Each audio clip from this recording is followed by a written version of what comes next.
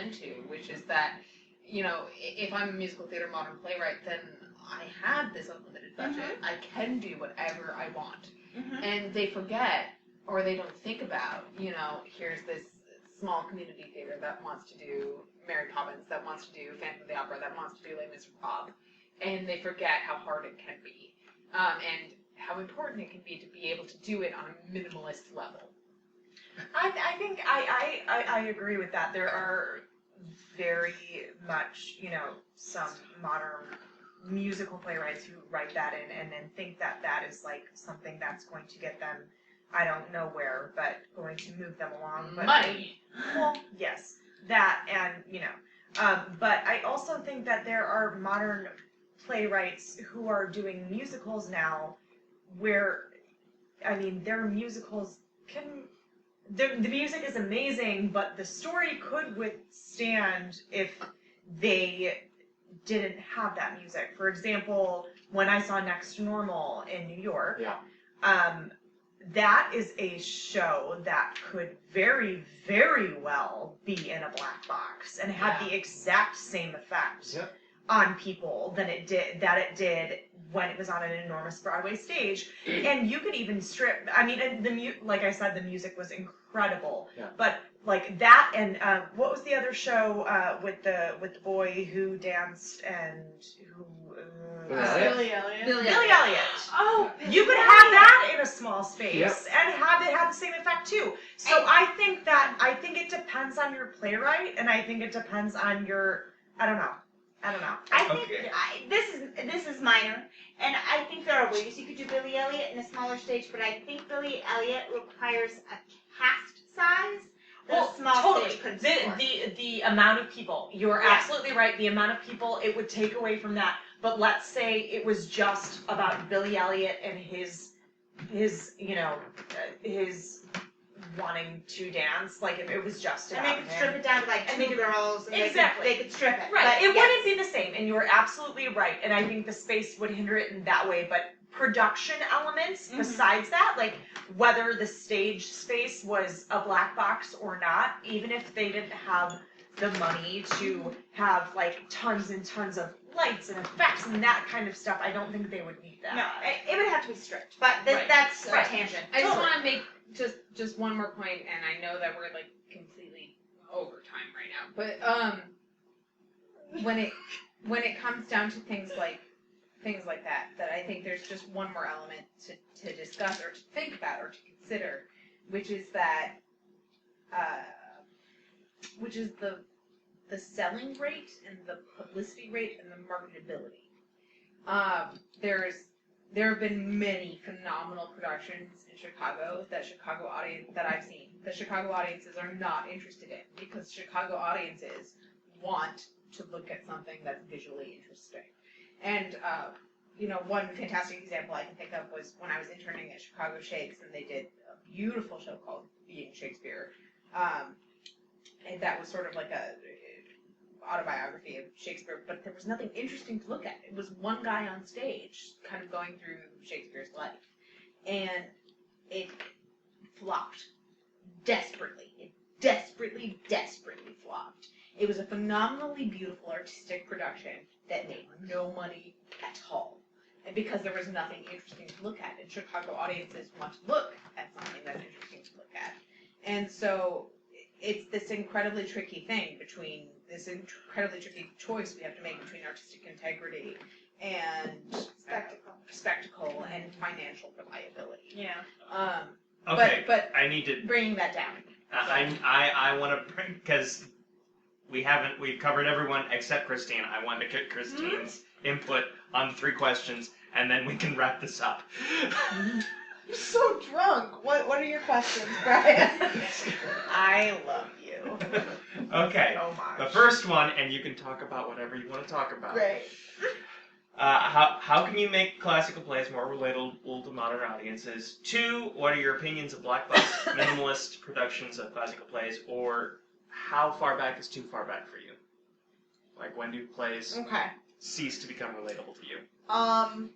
I have nothing to say about the black box question. Okay. I think it depends on the play, on the performers, on whatever, to make it work in that black box space, or that it can't work in that black box space. As far as how far is too far back, I think during the break I was telling everyone that I think Oedipus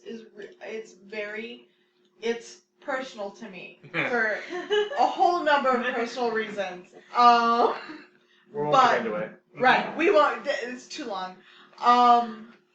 But I do agree with Aaron that once there's a chorus, it's just, for me, it's just too much. There's a reason why they were Too removed much. from straight Yeah, plays. for the record, Right. I totally agree with you guys. Yeah. But there's also a reason that we still talk about the edible complex. Spelled Freud. E-D-I. OE. OED. Oh, OED. no. Edible. So I don't know.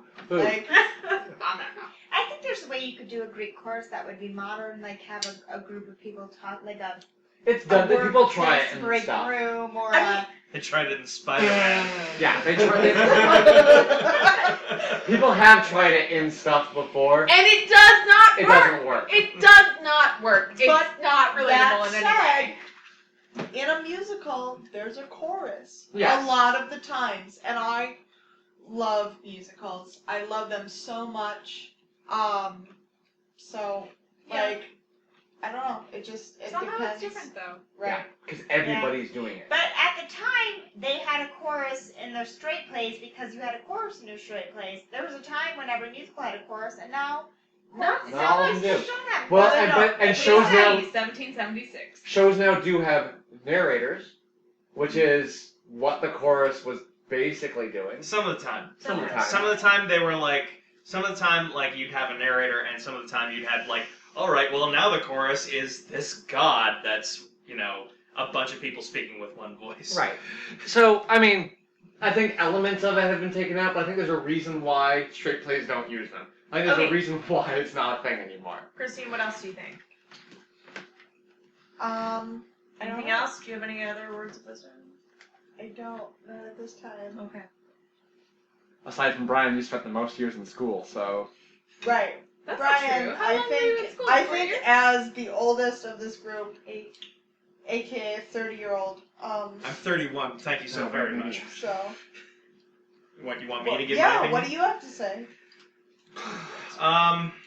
Well, all right. He was in school for 8 years, just so you're clear about that. Yeah, on and off for 8 years, not, contiguous periods. We'll fix it in post. Fix it in post. Fix it in post.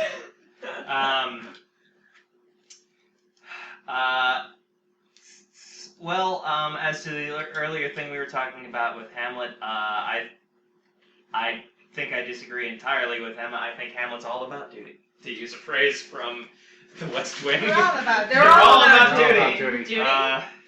For instance, God, I what? Have you read the play? Let him have his opinion. No, I don't know. Let the man talk. I'm married to him. I don't have to let him talk.